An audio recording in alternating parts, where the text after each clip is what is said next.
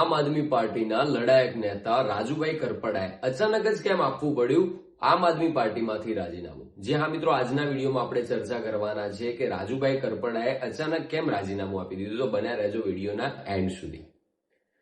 નમસ્કાર મિત્રો, હું છું આપનો દોસ્ત નીરવ વાઘેલા. બધાના જય માતાજી, જય માં ખોડિયાર. ને આજના નવા વિડીયોમાં બધાનું હૃદયના ભાવથી સ્વાગત કરું છું. મિત્રો, અત્યારે ગુજરાતની રાજનીતિમાં ખૂબ જ જોરદાર વળાંક આવી ગયો છે, કારણ કે છેલ્લા કેટલાય વર્ષોથી આમ આદમી પાર્ટીમાં રાત દિવસ મહેનત કરીને જેને આમ આદમી પાર્ટીને ખૂબ જ આગળ લઈ જવાના પ્રયત્નો કર્યા છે ને પાર્ટી માટે ઘણા બધા સેવાકીય કાર્યો કર્યા છે, ખેડૂતોના મુદ્દાઓને લઈને ઘણા બધા કાર્યો કર્યા છે, એવા રાજુભાઈ કરપડાએ અચાનક જ આમ આદમી પાર્ટીમાંથી રાજીનામું આપી દીધું છે. મિત્રો, રાજુભાઈએ જયારે રાજીનામું આપ્યું ત્યારે ઘણા બધા લોકો રાજુભાઈને ડરપોક કહી રહ્યા છે, રાજુભાઈ ડરી ગયા એવું કહી રહ્યા છે, અને ઘણા બધા લોકો સવાલો ઉઠાવી રહ્યા છે રાજુભાઈ ઉપર. તો રાજુભાઈના સવાલોની સામે જવાબ શું છે એ જાણીશું આપણે આ વિડીયોમાં. પાર્ટી ગઈકાલે મેં છોડી.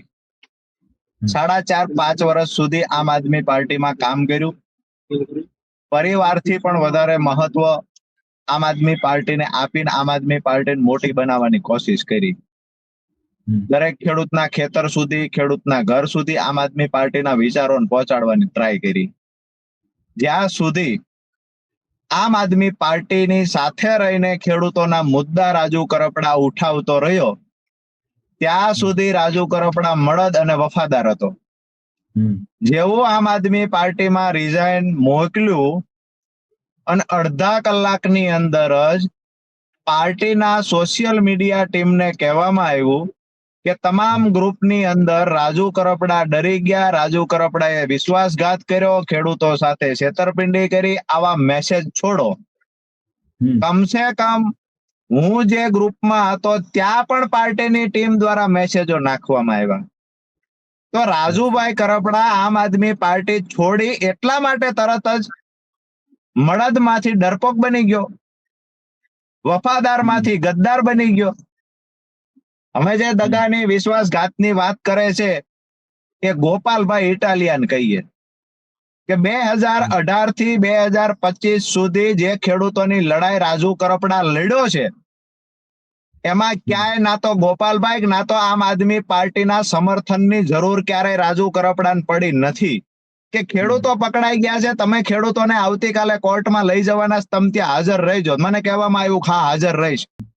પછી અચાનક મને એવો ફોન આવ્યો કે મારી પરીક્ષા છે એટલે હું હાજર નહીં રહી શકું, ગોપાલભાઈ દ્વારા. બરાબર છે. હવે આનાથી મોટા પાર્ટીના પ્રદેશ નેતા છે, એના માટે આનાથી મોટો બીજું કામ પણ શું હોય કે હજારો ખેડૂતો જયારે અહીંયા આંદોલન કરી રહ્યા, એના પર કેસ ત્યાં એને કોર્ટમાં લઈ જાય છે, તો અપેક્ષા હોય ગોપાલભાઈ ત્યાં હાજર રહે. પરીક્ષાના બહાના હેઠળ હાજર ન રહ્યા.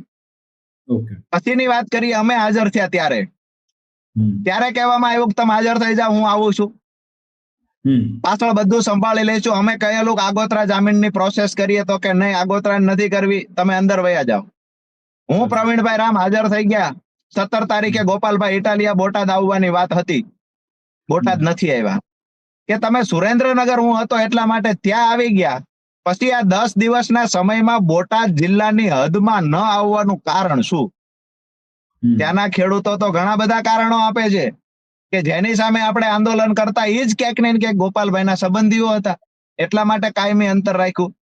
એક સવાલ મારો એ બી છે કે 4.5 મહિના અમે જેલમાં રહ્યા, વારંવાર મેસેજ આપ્યો કે પાર્ટીમાંથી વકીલને મોકલો, અમારે મહત્વની ચર્ચા કરવી છે.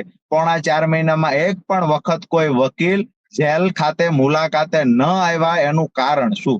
ભાવનગર વાળા કેસમાં રાજુ કરપડાના જામીન નહોતા મળ્યા, તેમ છતાંય પરિવારને કહેવામાં આવ્યું જામીન મળી ગયા છે. 20 દિવસ સુધી પરિવારને ગુમરાહ કરવાનું કારણ શું?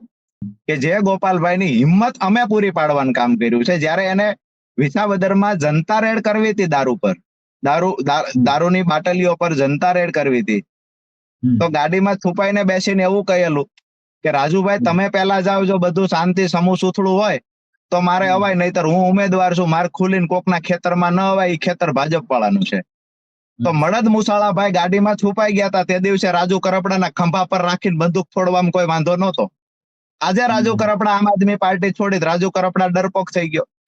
તો મિત્રો તમે જેમ વિડીયોમાં જોયું કે રાજુભાઈ કરપડા એવા આક્ષેપો લગાવી રહ્યા છે કે મેં પાર્ટી માટે ઘણું બધું કામ કર્યું છે, પાર્ટી માટે ઘણી મહેનત કરી છે, ખેડૂતોના મુદ્દાઓને લઈને પણ ઘણી બધી મહેનત કરી છે, ગોપાલભાઈ ઇટાલિયાને હિંમત પણ ઘણી બધી પૂરી પાડી છે, જ્યારે ગોપાલભાઈને જરૂર પડતી ત્યારે ગોપાલભાઈએ મારા ખંભા ઉપર રાખીને બંદૂક ફોડી છે.